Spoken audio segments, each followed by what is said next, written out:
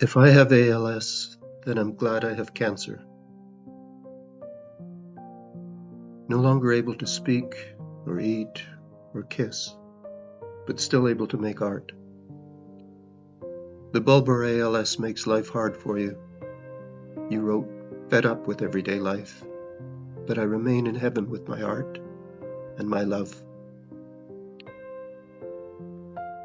Your illness develops rapidly. You're made palliative right after your emergency surgery. Hospice sends a volunteer who tells us you would qualify for MAiD.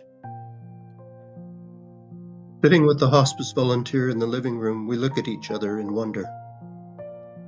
You have little control over your life now, but here is something that can give you that control back. You can go out at a time of your own choosing. Can I remember some of the last things we do together? Starting at the very end. The last time we sleep together, side by side. Your last night on earth. Pain keeps you awake, and you leave your light on. I tisk and huff, annoyed at not being able to sleep with the light on. A few days before you die, you tear a strip off me for not being present enough. I feel like a failure and take it very personally. I am a crappy caregiver. Your last night, you get out of bed and go to the spare room, and I go back to sleep. I'm exhausted. How difficult it is to be at the beck and call of someone who needs your support. Someone I love deeply, but I'm still unable to take those extra few steps.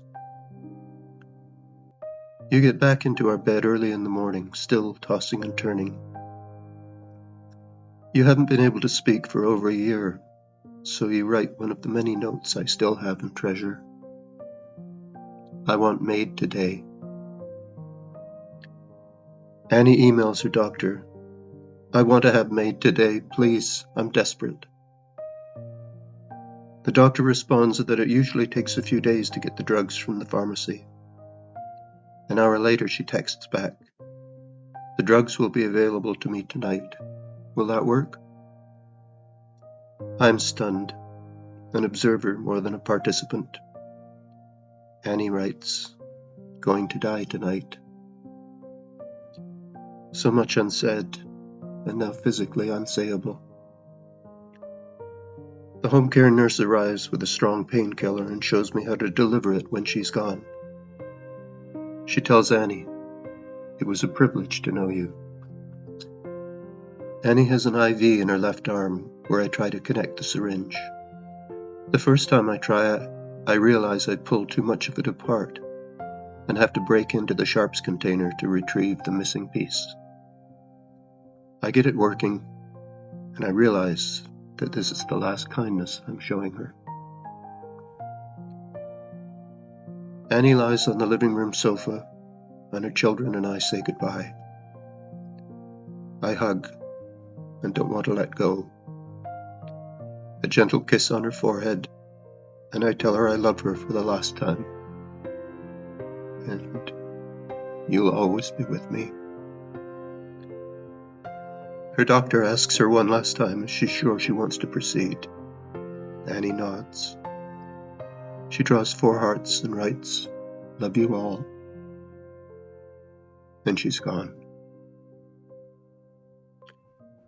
The doctor leaves, and the kids leave soon after. Now there are only the 2 of us in the house. She told me she wanted to stay on the sofa overnight, and so she does. I sit with her into the late evening, thinking and looking. I eventually go to bed, alone in our big bed, for the first night of my new life.